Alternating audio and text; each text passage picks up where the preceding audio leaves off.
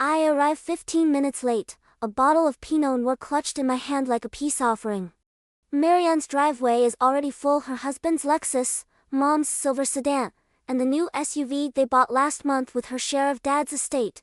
My old sedan looks like a scar in the middle of all that polish. Through the front window, I see them already seated at the table. Candles lit. Plates set. My chair empty, waiting. I take a deep breath before knocking, practicing the polite smile I'll need to wear. Finally, Marianne says as she opens the door, brushing a strand of hair behind her ear. She's wearing a soft cream sweater, the kind that says effortlessly elegant, the kind I can't afford. We were just about to start without you. Wouldn't want to ruin your tradition, I say. Her smile flickers, but she steps aside. The smell of rosemary chicken fills the kitchen. Mom's favorite. The table looks perfect, just like always. Matching plates, gold-edged glasses, linen napkins folded into triangles. Jules, honey, you look tired, Mom says as I sit down. Still at that old office? Still, I reply, pouring wine. It's been busy. Small talk. Safe topics. The kind we used to pretend we're still a family, but the silence underneath feels heavier than the silverware. Then Mom clears her throat. That sound. I've known it since childhood, the sound that meant someone was about to tell me something I wouldn't like. We've been meaning to talk to you, she says. I freeze mid-bite. About what? The house. The house. Dad's house. The one he built with his own hands. The one he said would always belong to both his daughters. Mom folds her napkin slowly.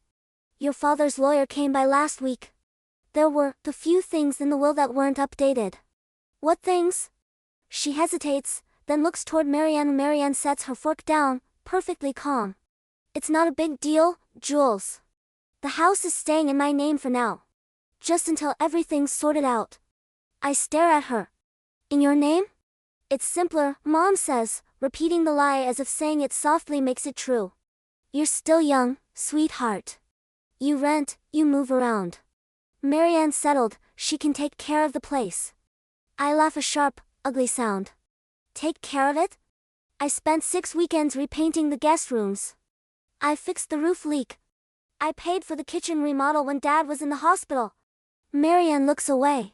We all helped. No, I say, voice trembling. I helped. You stayed in Boston. Mom's face tightens. Don't start this again. Your father wanted peace. He wouldn't want you two fighting over property. Property. That's what it is now. Not memories, not love, just numbers. On paper. I push my plate back. I'm done. Marianne sighs. Don't be dramatic, Jules. You'll get your share when we sell. When you sell? I repeat. You're living here, Marianne. The room falls quiet, and in that silence, something inside me hardens. Of course, I say finally. If it's simpler that way. I smile, but it feels like something inside me is breaking. Dinner ends with hollow laughter and too much wine. By the time I leave, it's almost midnight outside. The air smells like rain and wet leaves.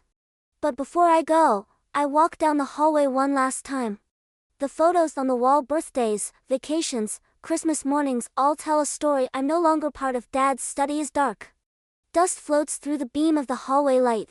The old bookshelf still creaks when I pull it forward just enough to reveal the hidden safe behind it. Dad showed it to me when I was 16. In case anything ever happens, he said, handing me the code. I dial the numbers, and the safe clicks open. Inside, an envelope, my name, in his handwriting. My hands shake as I open it. For when they forget what you've done for them. Inside are the original property documents. The deed. The key, and a small note. You were always the one who stayed. Don't let them take what's yours. Tears burn my eyes. I take the papers and lock the safe again. By the time I step outside, the wind has picked up, rustling the trees like whispers. I don't drive home right away.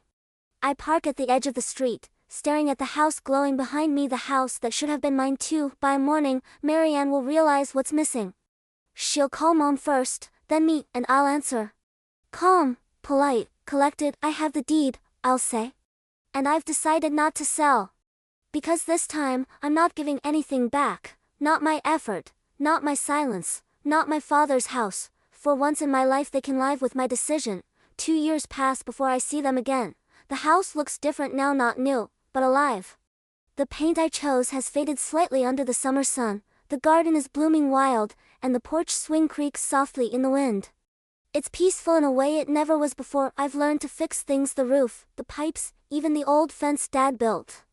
I work from the small office upstairs, the same room he once used. Every evening, I light the lamp on his desk and look out at the yard, like he used to. It feels like he's still here. Then one afternoon, there's a knock at the door. When I open it, Marianne stands there. She looks smaller somehow, not physically, but quieter. The sharpness is gone from her eyes. "Hi," she says softly. "Hi." She glances around the porch. "You kept the swing?" "I did." For a long moment, neither of us says anything. Then she takes a deep breath. "Mom's not well," she says. She asks about you sometimes." I nod, my heart tightening. "How bad?" "She forgets things. Sometimes she thinks Dad's still alive." The silence that follows feels heavier than before. Finally, I open the door wider. "Come in." She steps inside. The air between us feels strange, cautious, but not cold. Marianne walks through the hallway, touching the walls like she's walking through memories. "It still smells like him," she whispers. I smile faintly. "I never changed his study." She nods, eyes glistening. "You were always closer to him." "I guess I was jealous of that." I don't answer. Because for the first time, I understand, not to excuse her, but to finally see her. We sit at the kitchen table, the same one where it all started. I pour 2 cups of tea instead of wine this time. After a while, she says quietly, "I'm sorry. For everything." I look at her, really look, and realize that holding on to anger doesn't make the past fair, it just keeps it alive.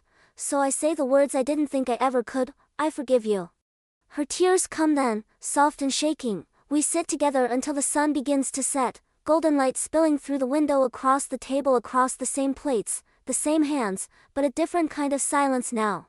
One that feels like peace. When she leaves, I walk her to the door. She turns back once. "It's good you stayed," she says. "He'd be proud."